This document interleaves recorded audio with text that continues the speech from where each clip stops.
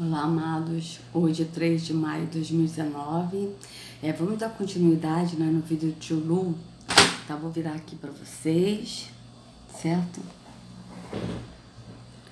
Ajeitar aqui pra gente dar continuidade ao vídeo, né? Peraí. Acho que assim tá bom. Deixa eu só virar aqui um pouquinho assim, ó. Vamos aí, opa, tá. Vamos lá.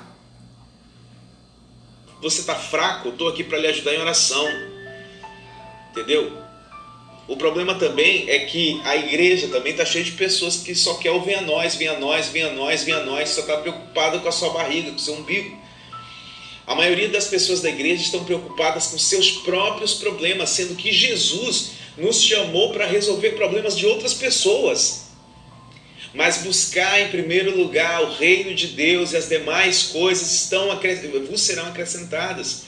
Quando vocês cuidarem de um desses pequeninos, vocês estarão cuidando de mim. Quando vocês derem um prato de comida para um desses pequeninos, é a mim que você estará alimentando. Quando você parar para consolar uma pessoa que está chorando, é a mim que você vai estar consolando. Ou seja, Jesus está falando o seguinte, velho. Jesus não está falando só de mendigo, Jesus não está falando só de drogado, Jesus não está falando só de prostituta. Jesus está falando daquele irmão que está fraco na fé, velho. Tem gente que você chega na igreja, cara, tá com um sorriso no rosto, mas tá com a vida destruída, o cara tá desanimado, velho. O cara tá ferido na alma, e aquilo vai crescendo, crescendo, e ninguém da igreja para conversar com aquele menino, ninguém para conversar com aquela menina, ninguém para saber o que está acontecendo. A gente está preocupado com o nosso próprio problema. A gente está preocupado com o que pensam que a gente vai arrecadar. É cada um com seus problemas. Amados, você vê, ele primeiro fala assim, né? A gente vai na igreja, ele não relaciona assim, tipo, nós somos a igreja, né? Nós somos o templo, não, a gente vai na igreja, ou seja, num templo de pedra. E a gente vê uma pessoa da igreja, ou seja, não é uma pessoa também que é o templo, né? Não é uma pessoa que é a igreja, mas uma pessoa da igreja que está ferida na alma. Por que as pessoas estão feridas na alma? Justamente porque as pessoas não se conhecem. Elas estão no engano da religião, elas estão adorando um Deus falso, que é um falso amor. Então as pessoas não se amam. E nisso as pessoas estão feridas na alma, por quê? Porque não se conhecem. Porque nós aprendemos, eu pelo menos aprendi no sistema religioso, né, que nós somos corpo, alma e espírito. Mas o que é? O que nós somos assim? Tipo, é o corpo, né, que morre, que é mortal. O espírito que volta para Deus, né? Realmente o espírito volta para Yahweh, porque o espírito pertence a ele. E a alma, eles nos ensinam que a alma é o nosso sentimento. Ódio, amor, alegria, tristeza, isso tudo é a alma. Depressão, isso tudo é a alma. Só que a alma não é isso. A alma somos nós somos a alma. Só que essa alma, ela carrega esses sentimentos. Tá certo? Só que nós somos a alma. Nós aprendemos na igreja, no tempo de pedra, que a alma é sentimento, não é? Nós somos a alma.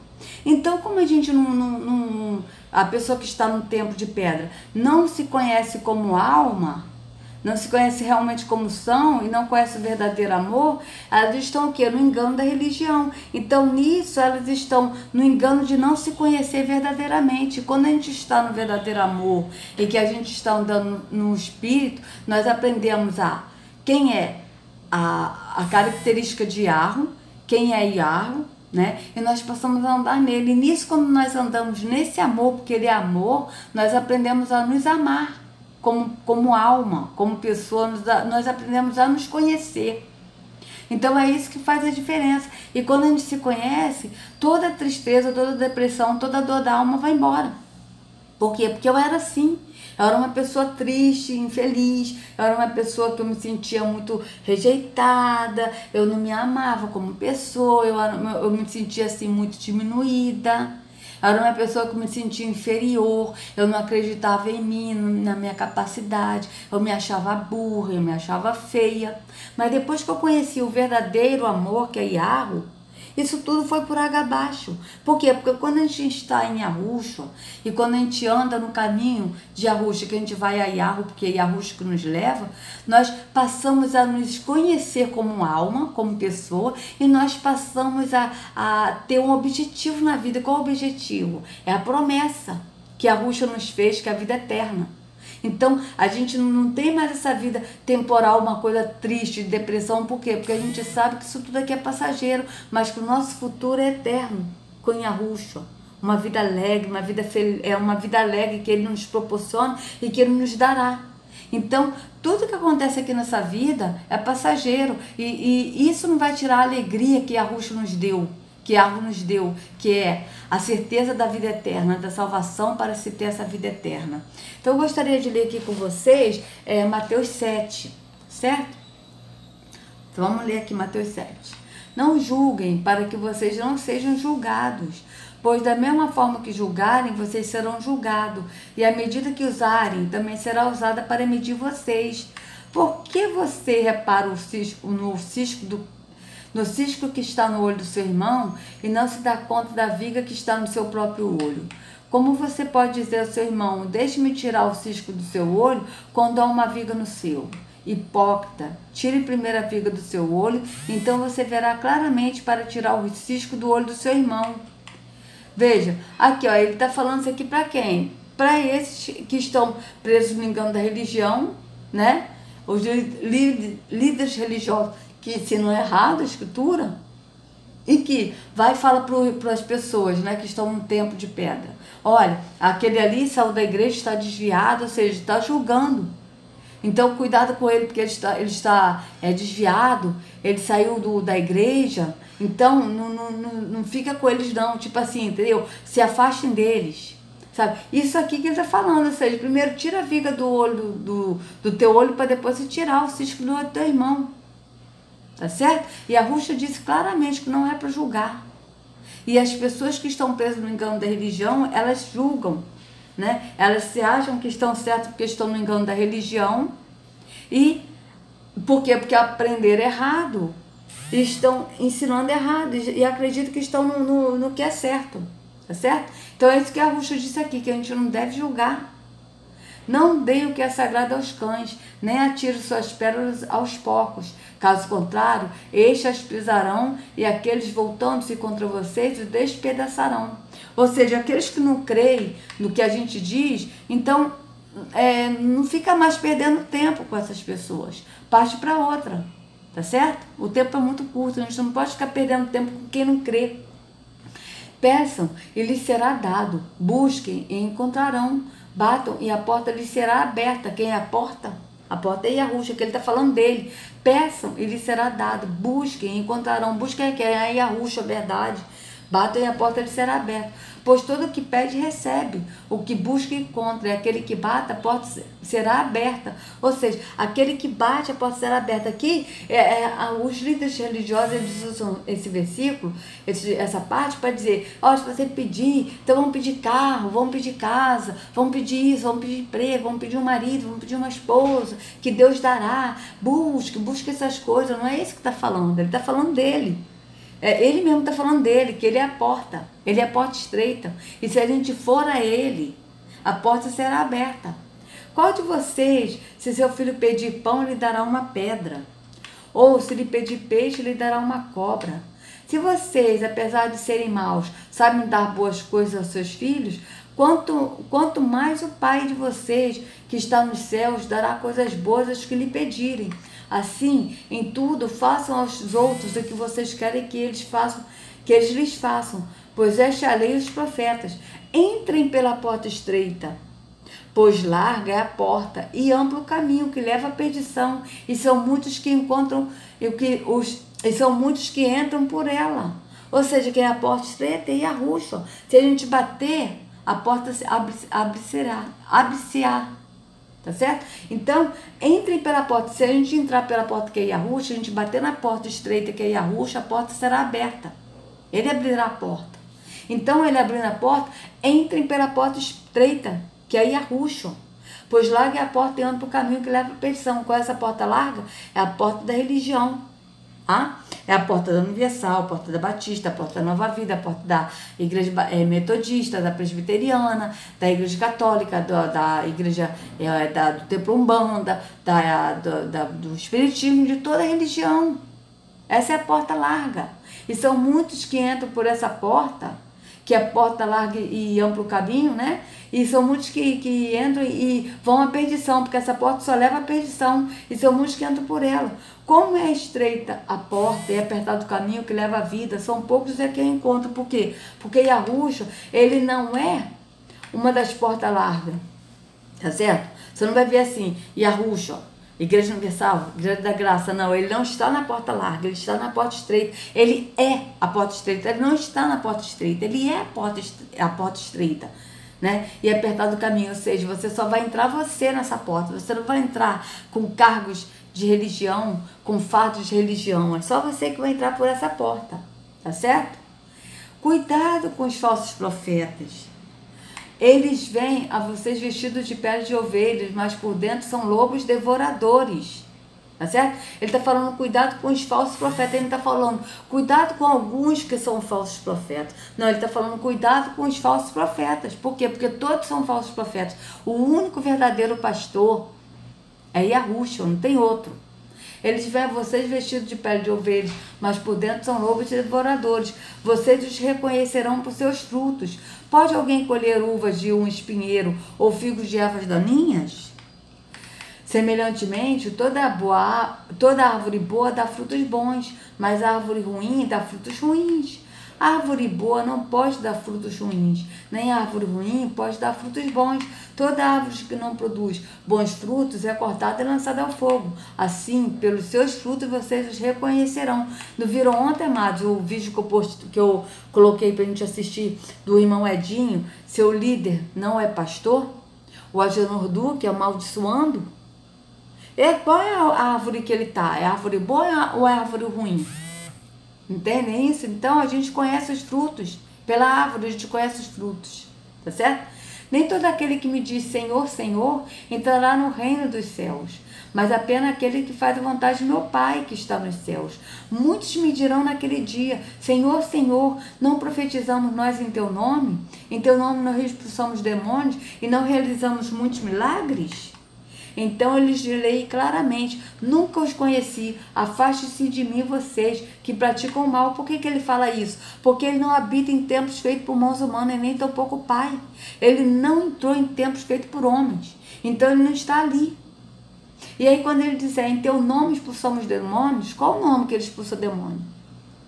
Às vezes pode até que está expulsando o nome com o nome Yahushua, mas na verdade eles não estão em Yahushua, só conhecem o nome, mas não estão no caminho de Yahushua. Então Yahushua dirá, nunca os conheci, por quê? Porque eles nunca andaram em Yahushua, no caminho que é Yahushua, eles só conheceram o nome, porque já está acontecendo de alguns templos usarem o nome Yahushua, mas não estarem no nome Yahushua, porque aqueles que estão no caminho que é Yahushua, andam em Yahushua, são um templo e não vão a templos, entende, amados? Por isso que ele dirá, nunca os conheci, afaste-se de mim vocês que praticam mal. Praticam mal por quê? Porque falam o que ele deixou escrito na escritura de maneira enganosa, para enganar as pessoas. Portanto, quem ouve estas minhas palavras e as pratica é como um homem prudente que construiu a sua casa sobre uma rocha.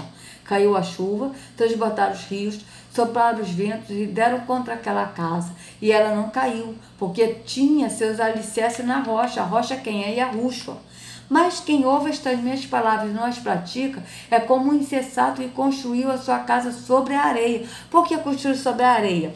Porque ouve que Yahushua, ele não habita em templos feitos por mãos humanas, não tampouco o Pai.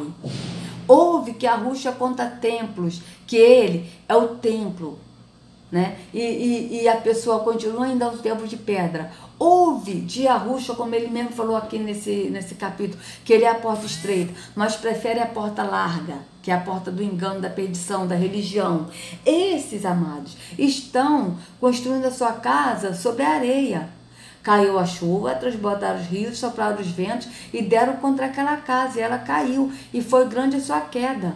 Quando Yahushua acabou de dizer estas coisas, as multidões estavam maravilhadas com seu ensino, porque ele as ensinava como quem tem autoridade e não como os mestres da lei. Vejam que interessante, né, amados?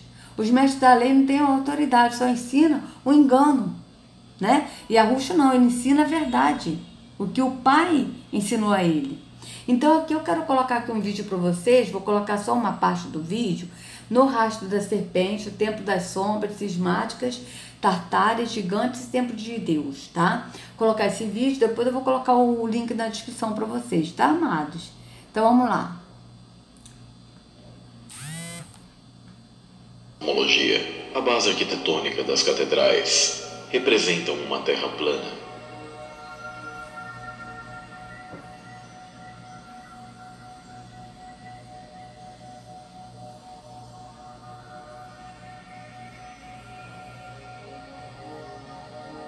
Cruz, mundo espiritual acima dos céus ou firmamento. A cruz, ou X, sempre foi o símbolo de Caim, e nas representações arquitetônicas, os maçons querem que seu Deus esteja acima dos céus. Faz menção ao pilar central, Axis Mundi, ou Monte Meru no centro-norte, local da antiga árvore cósmica, ou árvore da vida que foi cortada.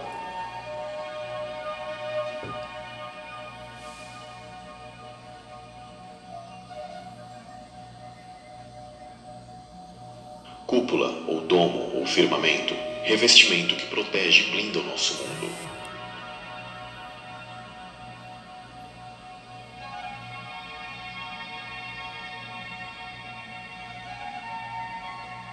Quatro cantos da terra, representado por 4 anjos. Pilares, colunas, alicerces da terra. Filamentos de plasma nas altas camadas da atmosfera acima e responsáveis por formarem e manter a Terra fixa e imóvel em meio às águas primordiais abaixo.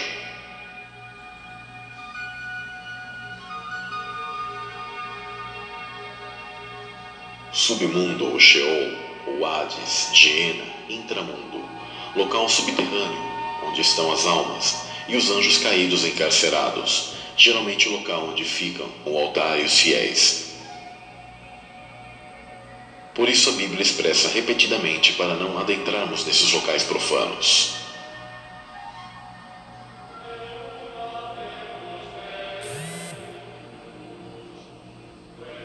Mas o Altíssimo não habita em templos feitos por mãos de homens, como diz o profeta. O Deus que fez o mundo e tudo que nele há, sendo o Senhor do céu e da terra, não habita em templos feitos por mãos de homens. Não sabeis vós que sois o templo de Deus e que o Espírito de Deus habita em vós? Ou não sabeis que o vosso corpo é o templo do Espírito Santo, que habita em vós, proveniente de Deus, e que não sois de vós mesmos? Sou um estrangeiro para os meus irmãos, um estranho até para os filhos da minha mãe. Pois o zelo pela tua casa me consome, e os insultos daqueles que te insultam caem sobre mim. Neste salmo, o sentido de casa significa povo, família, parente, templo. Este é o porquê Cristo se irou com os cambistas que faziam comércio do povo de Deus enganando essas pessoas.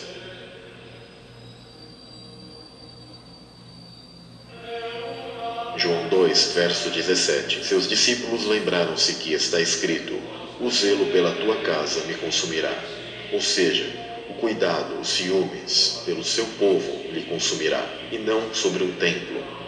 No decorrer da mesma passagem, em que Cristo expulsou os cambistas que faziam negócio com as pessoas que são a casa de Deus, ele fala sobre o templo, sobre o verdadeiro templo aos fariseus, o templo de seu corpo.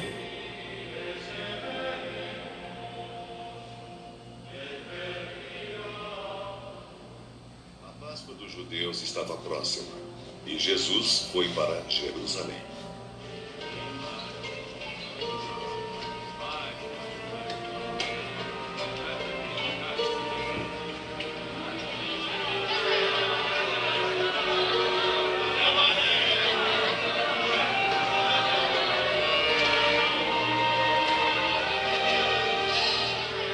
Lá no templo, Jesus encontrou os vendedores de bois, ovelhas e pombas sentados em suas mesas.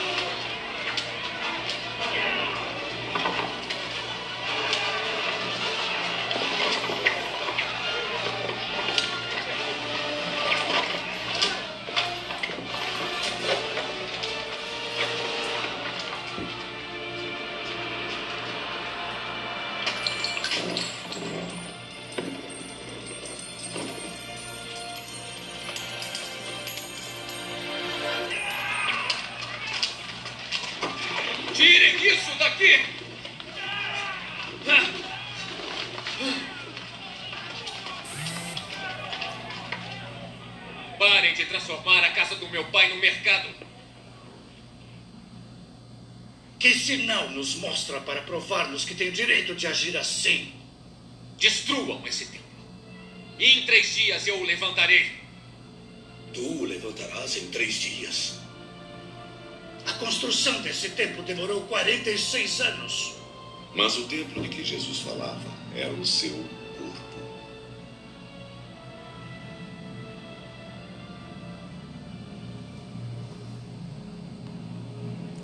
Amados, eu vou deixar o link da descrição, tá certo?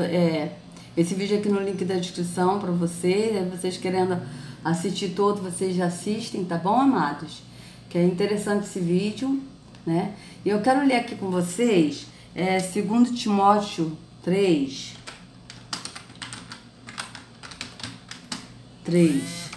do 1 a 5, tá? Vamos botar aqui 3, peraí. Opa, o que eu fiz aqui? Vou botar aqui 3, aí vou ler do 1 a 5, tá bom, amados? Ó, saiba disto, eu tô aqui na Nova Versão Internacional, né? Saiba disto, nos últimos dias sobrevirão tempos terríveis. Os homens serão egoístas, avarentos, presunçosos, arrogantes, blasfemos, desobedientes aos pais, ingratos, ímpios, sem amor pela família, irreconciliáveis, caluniadores, sem domínio próprio, cruéis, inimigos do bem, traidores, precipitados, soberbos, mais amantes dos prazeres do que amigos de arro, tendo aparência de piedade, mas negando seu poder. Afaste-se também destes. São estes que se introduzem pelas casas e conquistam mulherzinhas sobrecarregadas de pecados, as quais se deixam levar por toda espécie de desejos. Elas então, sendo sempre aprendendo, mas não conseguem nunca chegar ao conhecimento da verdade. Veja, o que eles estão falando? Eles estão falando desses, amados, que estão no engano da religião, né? Até mesmo esses líderes religiosos tendo aparência de piedade, mas negando seu poder, ou seja, ele está falando para afastar desse. Aí eles introduzem pelas casas e conquistam mulherzinhas sobrecarregadas de pecados, tá certo? As quais deixam levar por toda espécie de desejo. Elas estão sempre aprendendo, mas não conseguem nunca chegar ao conhecimento da verdade, tá certo? Vejam isso, amados. Por que elas nunca chegam ao conhecimento da verdade? Porque a verdade não está nesses lugares, nesses templos feitos por mãos humanas, tá certo? Como Jane e Jambres se opuseram a Moisés, esses também resistem à verdade. A mente deles é depravada, são reprovados na fé. Por quê? Porque não estão na verdadeira fé, que é Yahushua, mas estão no templo de pedra sendo enganados e enganando a outros. Não irão longe, porém, como no caso daqueles, a sua insensatez se tornará evidente a todos. Mas vocês têm seguido de perto o meu ensino, a minha conduta, o meu propósito, a minha fé, a minha paciência, o meu amor, a minha perseverança, as perseguições e sofrimentos que enfrentei, coisas que me aconteceram na Antioquia, Icônio e Listra. Quanta perseguição suportei, mas de todas essas coisas o Senhor me livrou. Veja, ele está falando aqui de perseguição. Esses que estão nesses templos aí enganando, eles falam de quê? Eles não falam de perseguição. Eu ia até ler só até o versículo 5, mas senti de ler tudo, tá, amados? Então vocês vejam, eles ensinam o quê? Eles falam de perseguição? Não, eles falam de bens dessa terra, de promessas, e a única promessa que Yahushua nos prometeu é a vida eterna. Essa é a promessa escrita em João 10 e escrita também nas cartas de 1 João, que o próprio apóstolo João também falou, o mesmo entendimento do Espírito, que a promessa é a vida eterna, que ele prometeu ao nosso pai ao nosso pai Adão e Eva. Ele prometeu isso, ele prometeu que ele viria em 5.500, morreria por nós, ressuscitaria e nos daria a promessa que é a vida eterna, aquele que crê que é o templo e passa a ser o templo, não vai mais a templo.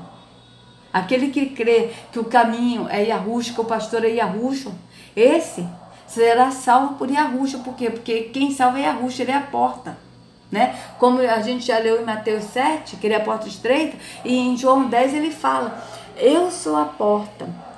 aquele que entrar por mim salvar-se-á, entrará e sairá e encontrará alimentos. Né? João 10, está escrito isso. Ou seja, ele é a porta. Aquele que entrar por ele será salvo, salvar-se-á. Somente pela porta que é Yahushua, somente ele salva. Não tem outra porta do engano que salva, somente Yahushua, a porta que é ele, que é estreita, que salva.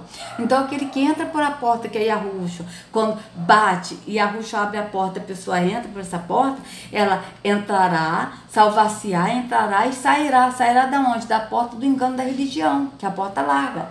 E encontrará alimento. Por quê? Porque Yahushua é o pão vivo que desceu do céu. Ele é a água viva. Então ele que nos alimenta, no entendimento. De fato, todos os que desejam viver piedosamente em Yahushua serão perseguidos.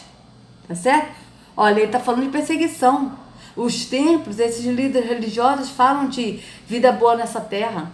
Aqui, o apóstolo Shaul, que a gente aqui conhece por Paulo, está falando na carta ao Timóteo que nós seremos perseguidos. Contudo, os perversos impostores irão de mal a pior, enganando e sendo enganados. Olha isso, amados. Não é isso que está acontecendo hoje no templo? Eles estão enganando e sendo enganados. Por quê? Porque tem muitos que estão enganando, sabendo que estão enganando. Mas tem muitos que estão enganando e sendo enganados, porque estão pensando que estão na verdade, mas não estão. Estão no engano, no erro, na mentira, porque o Altíssimo não habita em templos feitos por mãos humanas, como a gente viu no vídeo, tá certo? Quanto a você, porém, permaneça nas coisas que aprendeu e das quais tem convicção, pois você sabe de quem o aprendeu. Porque desde criança você conhece as sagradas letras, que são capazes de torná-lo sábio para a salvação mediante a fé em Yahushua, tá certo? Mediante a fé em Yahushua, não basta só saber a sagrada letra, né? Mas você tem que saber o que aprendeu, tá certo? Aqui, ó, quanto a você, porém, permaneça nas coisas que aprendeu, das quais tem convicção. Pois você sabe de quem aprendeu. De quem aprendeu? Do próprio Yahushua. Por quê? Porque nós aprendemos dele próprio.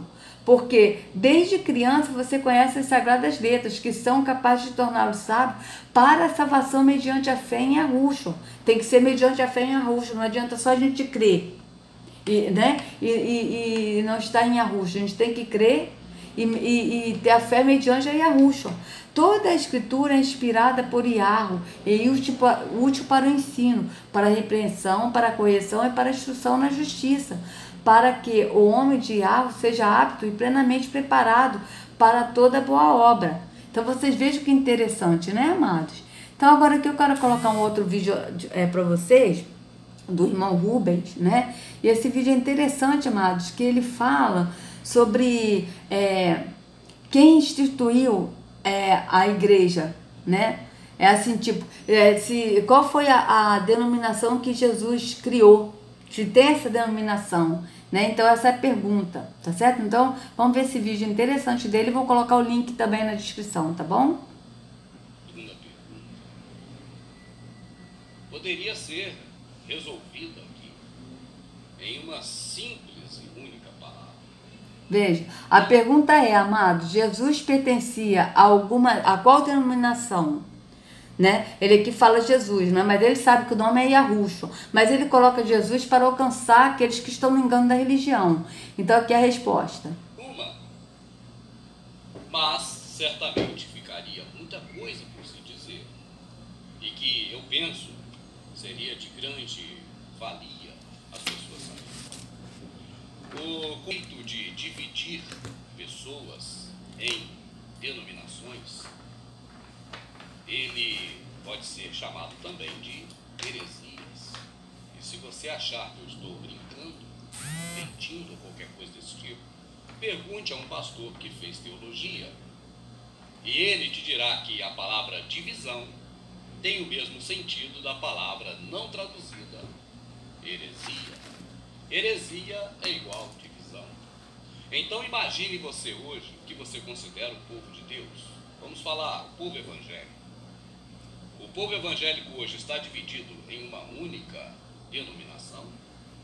Esse povo está aglomerado, junto, associado a um único grupo, chamado, por exemplo, protestantismo, ou religião evangélica, ou gospel, você sabe que no Brasil já passam de 20 mil denominações, só no Brasil.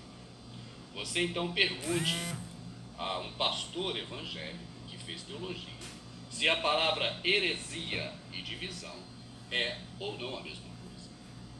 Não se surpreenda, porque certamente ele não irá mentir para você. Ele tentará até explicar, falará muito, conversará muito com você, usará muitas palavras para que você não entenda dessa forma, divisão, heresia. Mas no final ele vai confirmar, ou entre as palavras que ele falar para você, preste atenção, que certamente o ouvirá dizer que divisão realmente é heresia. E é heresia. Porque o povo remido e lavado no sangue do Cordeiro, esse povo é indivisível. Não há como dividir este povo na verdade. Porque só quem sabe quem é este povo é o próprio Pai. As aparências enganam, isso foi demonstrado para nós muitas vezes. Até mesmo quando Samuel olhou aqueles homens, filhos de Jessé, e dizia: talvez não seja esse, ou talvez seja aquele. E o Criador disse: olha, eu não vejo como você vê, porque você vê o exterior, eu vejo o interior. Então, quando vemos alguém com a Bíblia debaixo do braço, de terno, de gravata, caminhando em direção a um local que acostumaram a nos dizer e nos fazer crer que é a casa de Deus, nós dizemos: ali vai o salvo, um membro do grupo ao qual pertence aqueles que o Salvador por eles morreu. Mas eu digo a você, é assim que está escrito. Ou será que você ainda não leu escrito assim? E nisto todos conhecerão que sois os meus discípulos, se tiver uma Bíblia debaixo do braço e for de terno para a igreja. É assim que está escrito. E nisto todos conhecerão que sois meus discípulos, se vos amardes uns aos outros. Então as aparências enganam. Nós, na verdade, julgamos que quem está sentado no banco do nosso lado na igreja faz parte do mesmo grupo que nós. E geralmente pensamos: agora que fulano aceitou Jesus e também está aqui na igreja, também está salvo como nós. Mas eu pergunto, é essa aparência de salvação que vai delinear, dizer realmente quem é salvo e quem faz parte da igreja, lavado e remido no sangue do Cordeiro? Ou somente o Pai sabe quem são esses? Então, no momento em que eu me divido no bloco A, B, C, D, F, G, H, ou seja, qual desses 20 mil ou mais já no Brasil, tenho eu como dizer que eu sou salvo, que eu pertenço a uma denominação? Está o corpo do Salvador, afinal de contas, dividido? O que nós vemos é que o Salvador jamais, na vida dele, criou uma denominação. E nunca ele pertenceu a nenhuma. Até porque, olhe para cá e preste muita atenção em mim agora. Isso é impossível. Eu me chamo Rubens, porque existem outros por aí com outros nomes. Do meu lado tem vários homens. Um se chama Marcos, outro Alberto, o outro Lucas. E o que me diferencia dos outros é o meu nome, Rubens. Mas eu ainda tenho sobrenome, porque são muitos Rubens também que existem. E assim acontece com qualquer coisa que você observar que tem mais de uma. Eu te pergunto, qual é o nome da lua? Lua. Essa lua que nós estamos vendo não tem outro nome, é lua, porque ela só existe uma. A Igreja do Salvador só tem uma nome. Qual nome? Denominação. Só tem um nome. Igreja. Porque só existe uma igreja. Então, se existissem duas igrejas, haveria-se de diferenciar o nome de uma da outra. A igreja, por exemplo, dos salvos por Jesus, e a igreja dos salvos, vamos dizer, por Barrabás, ou por qualquer outro. Não existem duas, só existe uma, por isso é a igreja. A igreja não tem denominação. Por isso o Salvador nunca criou uma denominação e nunca pertenceu a nenhuma. Porque não há mais do que uma igreja. A igreja não é o conjunto, meu amado, das pessoas que estão hoje em um processo religioso de agrupamento, seja com qualquer denominação, não é. Nos ensinaram que a igreja é as pessoas que estão no protestantismo. Então as igrejas que estão congregadas no protestantismo, nas suas mais diversas heresias, nas suas mais diversas divisões, essas pessoas fazem parte do grupo da igreja que o Salvador reuniu. Isso é trazer para a esfera humana, para a esfera da dependência de denominações humanas, a presença do Criador, a personalidade do Criador, a força que é o Criador. E agora condicionar essa força a um sistema criado pelo homem. E neste caso, um sistema religioso. Não. Nosso Salvador não criou nenhuma denominação, porque é impossível se criar uma denominação para distinguir de algo outro que não existe. Isso é impossível. Mas o processo que está aí hoje, ele existe de acordo com muitas denominações. E por quê? Porque num determinado momento na história, e você pesquisa, Constantino, o último imperador romano, pegou esse título, Igreja do Povo, e associou a uma placa, colocando em um templo chamado Igreja Católica Apostólica Romana. E olha que a denominação é bem extensa, até porque saberiam que existiam muitas. Então, assim como o ser humano tem nome e sobrenome, e traz ali o nome do pai e da mãe, assim também Constantino deu o nome à primeira denominação, a primeira de muitas, Igreja Católica Apostólica Romana, para não confundir com as outras. E hoje tem tanta igreja por aí, tantas denominações, que os nomes cada vez maiores. Há necessidade de se colocar sobrenomes a sobrenomes, para que se distingua uma da outra, porque, volto a dizer, são mais de 20 mil só no Brasil. Resposta da pergunta número 2, qual a denominação de Jesus? Nenhuma. É isso aí, amados. Bom, então, vou ficando por aqui, tá certo? Amanhã nós continuamos, né, se o Pai permitir. Tá certo, amado? Então, é isso aí. Né? E Yahushua, ele nunca participou de templos, ele não entrou em templo feito por homens. Ele ia no pátio, né? Quando a gente viu ele derrubando a mesa dos cambistas, aquilo ali era o pátio do templo, tá? Fazia parte do templo, mas não era dentro do templo. Porque só entrava dentro do templo os sacerdotes e o sumo sacerdote, tá? O sacerdote entrava numa parte e nos santos dos santos, acho que era no santo dos santos que fazia o sacrifício, quem entrava era o sumo sacerdote, tá certo? Então é isso, né? E que a Yahushua carregue cada um de vocês nas palmas de suas mãos e sejam livres do engano da religião, em nome de Yahushua, amados. Até a próxima. Um abraço.